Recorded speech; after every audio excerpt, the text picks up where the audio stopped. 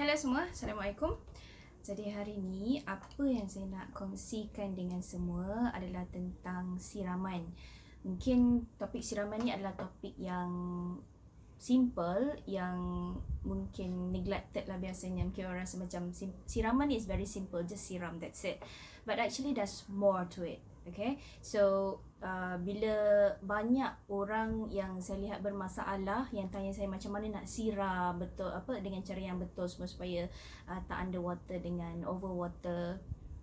Jadi saya rasa saya perlu untuk buat video ni sedikit sebanyak dengan harapan ia bermanfaat pada semua. Okey, jadi kita ada beberapa topik yang kita akan sentuh hari ni, topik-topik yang penting dalam siraman. Okey, yang pertama ialah saya akan sentuh tentang faktor-faktor yang mempengaruhi kadar siraman. Okey, frekuensi siraman. Baik, sebenarnya plant size ataupun pokok punya saiz dan juga pot punya saiz juga memainkan peranan dalam menentukan frekuensi siraman. Okey, biasanya kalau macam pot besar berbanding dengan pot kecil, biasanya pot besar kita akan perlukan masa yang lebih panjang lah untuk kita siram. Okey, kalau pot kecil biasanya dia akan cepat kering. Okey, so dia bergantung, walaupun pokok yang sama, mungkin pokoknya sama besar tapi potnya lain-lain saiz, jadi dia akan berbeza dekat situ. Kemudian types of pot. Okay, types of pot ni maksudnya pasu, jenis pasu yang kita gunakan. Ada orang guna pasu seramik, macam saya dekat sini pasu seramik. Ada yang kita gunakan pasu plastik macam yang ini. Okay, yang ini pasu plastik. Kemudian ada juga yang gunakan terracotta pot. Okay, terracotta pot ni adalah pasu mak-mak kita dulu masa dekat dekat kampung kan. Pasu terracotta tu itulah dia. Okay, so pasu ni terracotta ni adalah pasu tanah liat, dan pasu terracotta ni adalah pasu yang dia akan menyerap air daripada tanah daripada tanah dalam pot tu lah, dalam pasu tu. Jadi bila dia akan menyerap air, maksudnya dia mudah untuk membuatkan kita punya medium tu lebih cepat kering lah. Okey, sebenarnya bagus untuk kita gunakan terracotta. Tapi terracotta ni biasanya tak ada dekoratif sangat. Kadang-kadang orang suka guna ceramic glaze macam ni sebab dia cantik kan, kita nak letak dekat dalam rumah. Okey.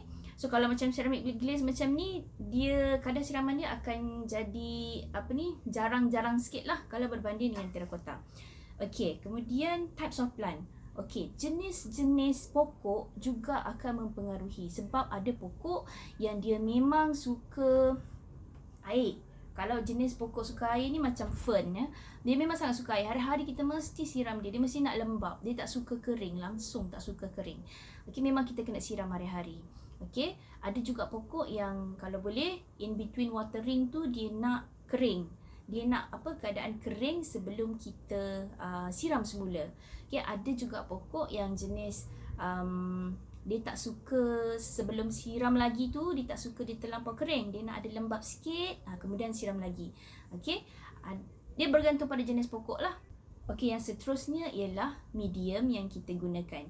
So medium yang kita gunakan akan mempengaruhi, di mana kalau kita guna medium yang lebih poros, maka kita kena frekuensi siraman tu akan bertambah lah. Okey, kalau kita guna medium yang kurang poros, jarang-jarang sikit kita untuk menyiram. Okey. Kemudian temperature dan juga cuaca dekat luar. Kalau temperature memang panas ataupun dekat rumah kita memang jenis yang berbahang kan, so memang biasanya pokok akan cepat kering, tanah ni akan cepat kering, so memang kena selalu siram. Okey. Kemudian intensity dan juga quantity of light. Okey, banyak mana sehari kita bagi lights dekat kita punya pokok ni. Kalau kita letak pokok kita ni dekat dalam rumah, okey, location dia tu ada matahari dapat banyak ke ataupun sikit, bergantung. Kalau dia dapat banyak matahari, maka dia akan cepat kering. Kalau dia memang dapat sikit je, very low light, medium to medium light, memang frekuensi siraman akan berkurang. Okey.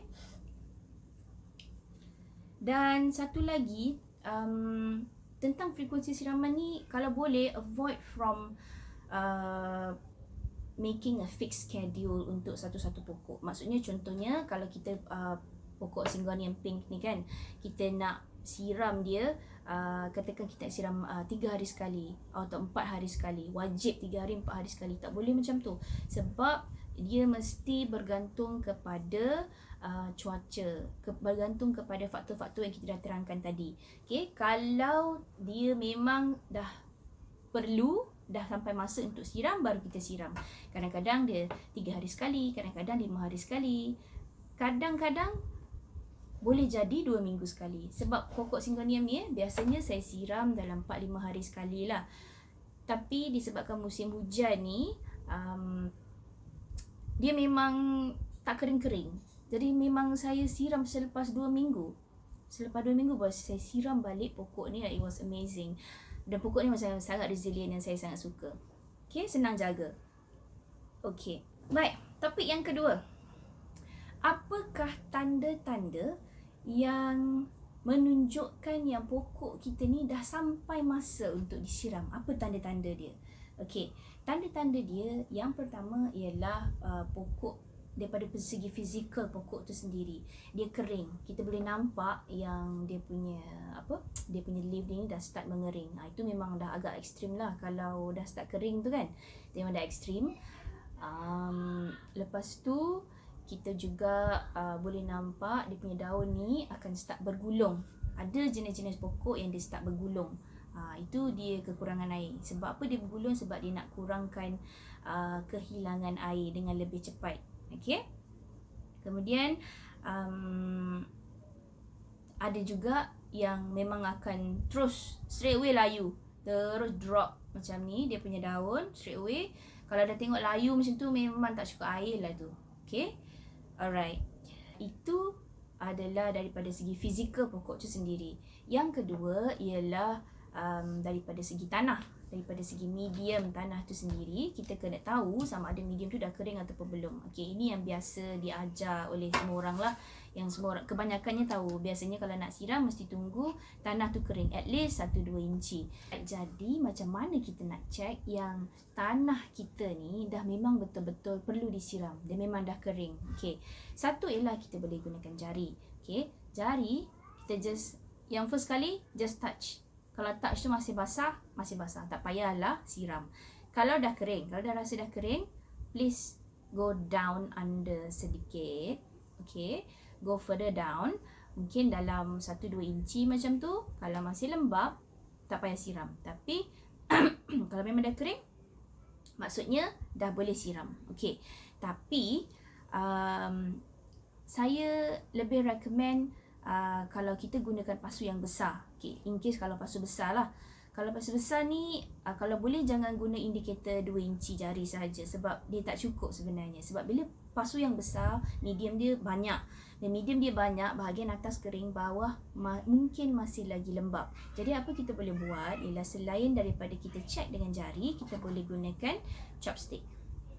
Okay, chopstick ataupun kita gunakan soil sleuth. Okay, soil sleuth tu dia ada macam kompartmen dekat sini.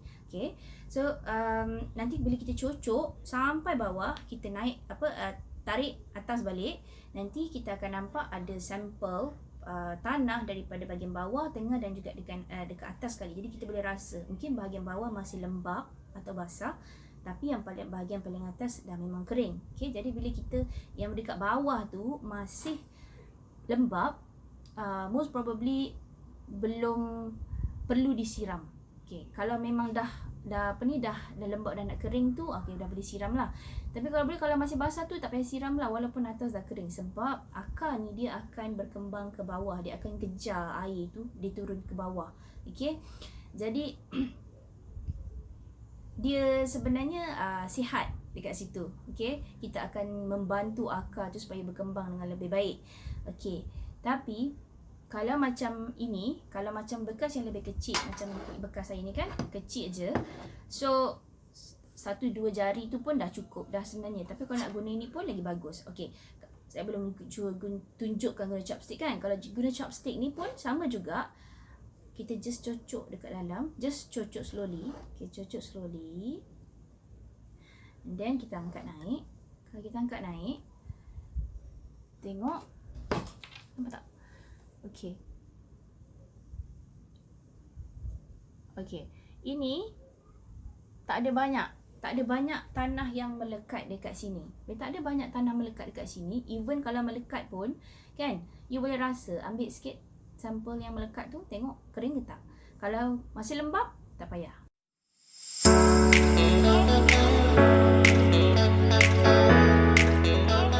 Baik, topik yang seterusnya. Bagaimana menyiram tanaman dengan betul?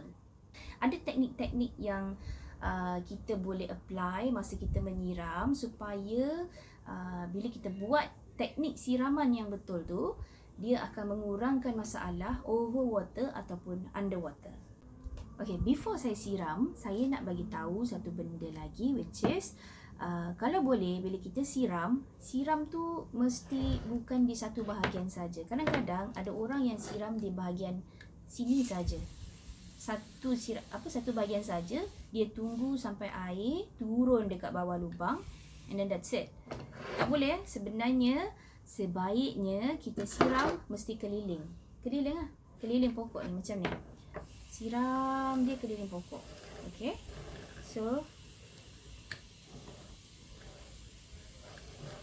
siram dia keliling pokok macam ni. Sebab apa kita nak siram keliling pokok macam ni? Sebab bila kita siram dia satu part saja, most probably, okay, part yang sebelah sini yang kita tak siram tadi tu sebenarnya masih kering. Okay, bahagian akar sebelah sini masih kering. That will be very bad. Sebab belah sini kau tak bagi air, kan, yang sini sampai melencur-lencur sampai bawah. Jadi nanti partly nanti akar tu akan kering lah. Dia akan efek pada kita punya daun. Nanti mulalah nak tanya, saya dah siram dah elok-elok semua kan, jadi kenapa pula masih kering? Sebenarnya sebab kita tak siram dengan secara keseluruhan lah. So, bila kita siram, okay, satu lagi rule dia, mestilah air tu mestilah sampai dekat bawah. Maksudnya dia keluar dekat lubang. Okay, mesti nak dia keluar dekat lubang. Kenapa kita mesti nak dia keluar dekat lubang? Sebab kita sebenarnya nak pastikan yang air itu memang betul-betul sampai bawah. Okay, one of the reason is kita nak tahu yang air itu betul-betul sampai bawah. Okay, bukan sekadar siram sampai dekat sini je. Okay, kalau kita bagi sikit-sikit kan, ini masalah kalau orang suka siram sikit-sikit. Bila orang suka siram sikit-sikit, dia, sebab kadang-kadang ada orang dia takut nak siram betul-betul sebab dia kata takut nanti pokok ni overwater. Tapi sebenarnya salah konsep itu. Overwater maksudnya dia bagi air yang berlebihan, berlebihan sampai bertakung dekat bawah, sampai ataupun dia bagi kalau bertakung tadi tu dia biar je takung tu, dan satu lagi bila dia frekuensi siraman dia tu terlalu kerap, belum lagi kering dia dah water lagi, dah siram lagi, itu overwater. Tapi kalau kita bagi dia siram sikit-sikit, itu bukan itu tak menyelesaikan masalah. Okay? Sebabnya bila kita siram sikit-sikit, apa yang akan berlaku ialah kita siram, mungkin bila kita siram sikit tu kita ingat akar dia dekat atas ni je kan, so nanti dia duduk dekat atas saja, bawah ni tak ada air kan. Okay, so macam mana kalau akar tu sebenarnya dah sampai bawah? Okay, kalau akar dah sampai bawah sini tapi kita siram setakat separuh aja, kan, tak sampai air tu dekat bawah. Jadi akar yang dekat bahagian bawah ni suffer lah sebab dia tak dapat air. Sebab tu kadang-kadang bila jadi macam tu akan ada akar yang jadi root bound sebab dia naik atas, dia main-main dekat atas je. Yang satu lagi dia tak sihat untuk akar sebab bila jadi macam tu akar tu tak nak turun ke bawah. Okay, sebab ni konsep dia macam gravity. Bila air ni dia akan kering start daripada atas turun ke bawah. Okay, dia akan kering start daripada atas turun ke bawah macam ni. So semakin lama dia akan turun, lembapan tu akan turun kat bawah sahaja tinggal kan. So nanti akar tu akan dia akan mengejar lembapan tu, dia akan turun ke bawah. Jadi itu akan menyebabkan akar tu makin berkembang ke bawah dan membuatkan pokok tu jadi lebih teguh lah. Okay, sebenarnya pasu saya ni dia tak ada lubang yang direct dekat bawah. Dia lubang lah, cumanya dia punya saucepan dia tu, piring penakung dia tu melekat dekat bawah, dekat lubang dia tu. Tapi dia still ada lubang, bukan tak ada jangan salah faham. Ada orang ingat dia tak ada lubang, sebenarnya ada lubang. Okay, dia ada lubang kat bawah ni, tapi nanti dia akan keluar air tu dekat tepi ni, dalam piring ni. So nanti kita kena senyetkan piring tu. Pastikan kalau ada air dekat bawah dalam saucepan ni, mesti buang biarkan sekejap dalam 5-10 minit. Kalau tengok masih ada air bertakung, buang, straight away buang. Sebab kita tak nak air tu diserap masuk balik ke dalam tanah. Sebab air yang keluar daripada bawah lubang ni ialah air yang mengandungi sisa-sisa garam ataupun excess salt or minerals yang terbentuk daripada pembajaan dan sebagainya lah. Baik, dan satu lagi kenapa kita tak nak biar air dia bertakung? Supaya kalau air ni bertakung dekat dalam saucepan dia ni, nanti dia akan mudah jadi root rot. Sebab tanah ni nak kering mengambil masa yang terlampau lama. It's not good. It's not good. Okay?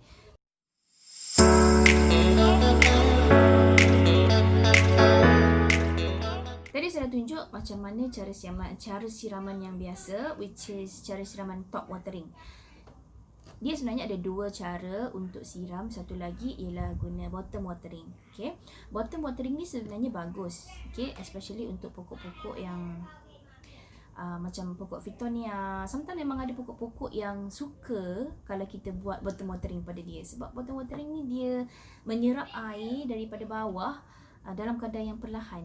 Bila dia perlahan, dia sebenarnya akan memastikan yang keseluruhan tanah tu memang betul-betul basah lah, kena air. Okay? Jadi memang pokok memang happy kalau kita buat bottom watering ni. Okay? Especially kalau macam saya punya Fittonia, saya akan buat bottom watering pada semua Fittonia saya. Ni satu je lah saya bawa hari ni. Okay? Saya tunjuk hari ni ada satu je. Fittonia pink saya ni, dia memang sangat happy bila saya buat bottom watering. Okay? Bila kita bottom water dia tu, dia jadi kembang. Nanti happy lah, dia tak ada masalah. Okay, saya nak tunjukkan anda macam mana nak buat bottom watering. Okay.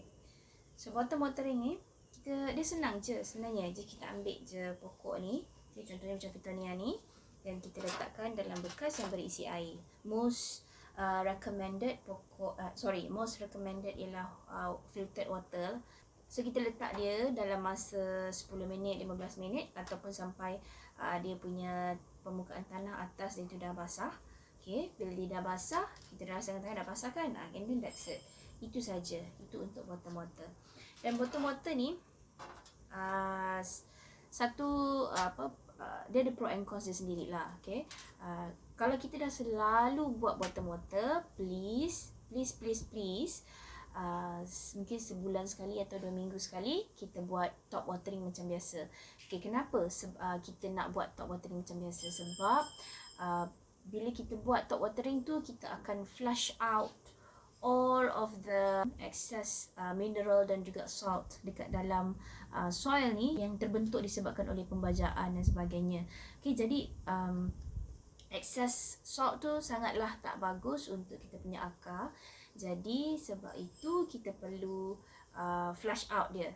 Jadi bila kita, tapi untuk flush out ni janganlah siram sampai agak-agak keluar setitis 2 je kat bawah, jangan macam tu. Okey. Mesti kita siram betul-betul sampai keluar air banyak dekat bawah ni, at least 30% air yang kita siram tu keluar balik.